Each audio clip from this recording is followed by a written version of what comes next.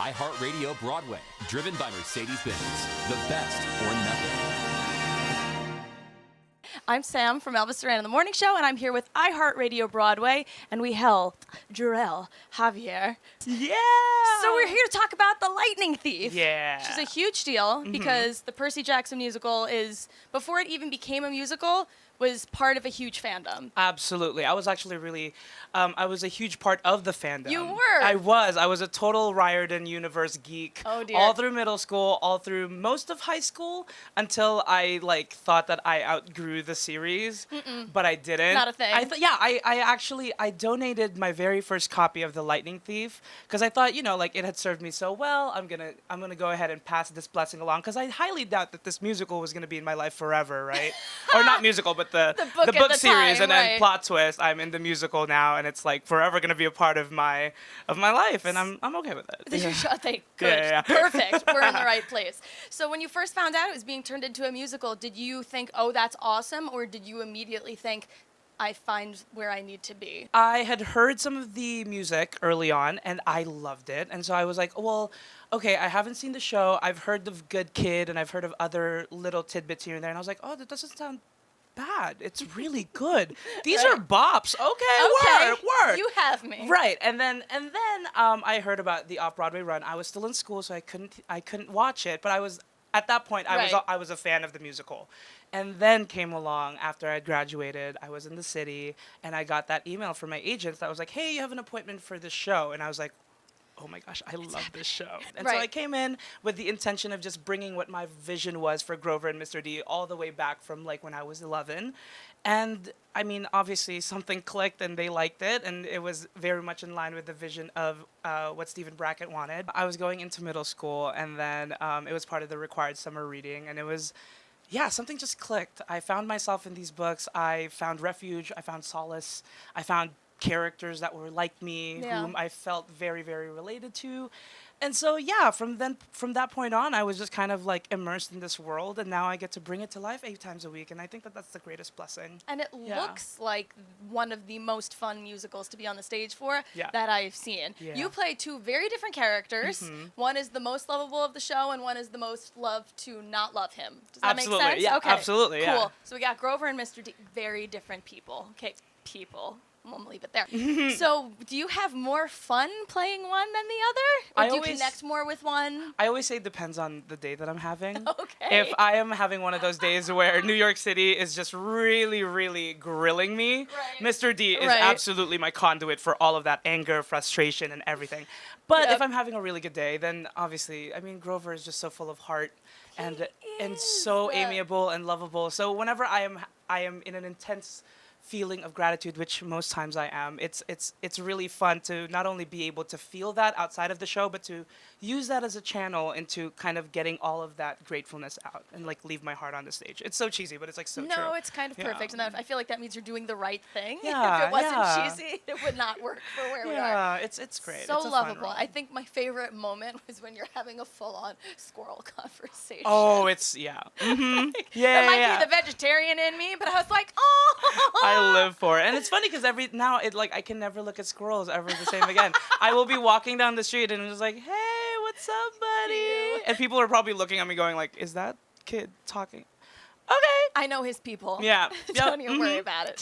So let's talk about the audition a little bit. When you got the call, were you like, are they kidding? Or are you like, that makes sense? Like, what kind of a feeling of an audition was it for you? For me, it was more like a reveling of how good they got Grover. Because the first initial audition material that I had to learn was Tree on a Hill. And again, because I was a massive fan of the books, I had a lot more backstory in my head than, say, someone who had just maybe read the first one or maybe only heard the album. Right. And so for me, it gave me that, encouragement of, oh, wow, this actually is very much his essence. This is very much, I know where in the book this lands.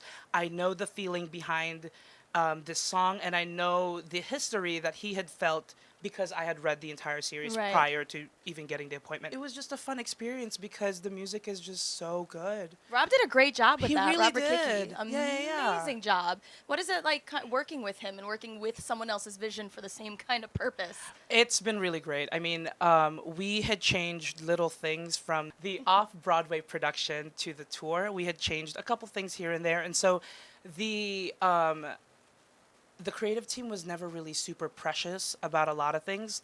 Their goal in mind was always to provide the best way to tell the story and to do so in a very efficient and a very heartful way. So we were always, the goal was always to tell the story in the best way possible. And if that meant that they had to kill a couple babies along the way, that's a term, by the way. It's a thing. It's a term. Don't worry. If it meant that they had to kill a couple of their precious babies along Right. the way, for the sake of efficient and good storytelling, they were always willing to do that. And on the other hand, they were also always willing to hear our ideas. So they were never like hands off. This is our Right. project. It was a very collaborative.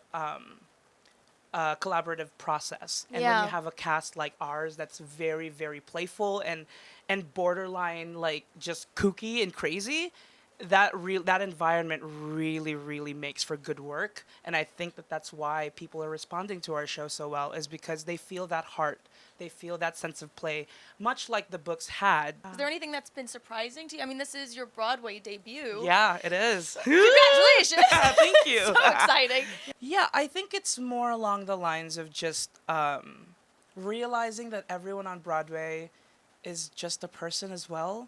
I've got to meet a lot of people that I've looked up to when I was in school, when I was in high school, and I got to meet them and chat with them a little bit. And it's been really nice to just know that they are very special, yes, but that they are just as human as I am. And that we are in this world together, we are in the theater together, and it's very much, it's nice. It humanizes them, and it makes me feel like I'm not in a different place than they are. And so if anything, it kind of takes off that pressure and takes off that Break that pedestal. wall. Yeah, Yeah. and it lets me see them as human. It allows me to be human as well, because it takes off that pressure of like, okay, well, so and so also feels this way, or also gets tired, or also gets fatigued. I do that too, and I've never allowed myself permission to be that way. But seeing someone that I idolize so much, knowing that they also feel that way, allows me to feel that way. Does that make sense? It does make sense. Yeah, and I and really so- hope what people watching get that same I hope understanding so. for themselves. Right? Is that they're just people. Everyone's just people, and I love people, and I love getting to know people. So, getting to know the people that I looked up to as humans has been like the most pleasant surprise for And by me. the way, people is the height of irony for this interview. Thank you so much. That was not lost on me. And I hope it wasn't lost on you either. So, sweetie, I know you have a 6 p.m. call. We do. And listen, thank you so much for the time you've given us. This has been wonderful. If you guys haven't seen Lightning Thief on Broadway, you have to run, because it's a limited viewing on Broadway. It's 16 weeks total, right? 16 weeks total. It is counting down. So if you didn't go, run. It's a wonderful show. The music, the execution, the cast. It's a pure joy. Thank you so much. Of course. Thanks for spending having me. time. Thanks for coming to my dressing room. Yeah, thank you for letting us be in your crib. Very exciting. Thank you, iHeartRadio Broadway.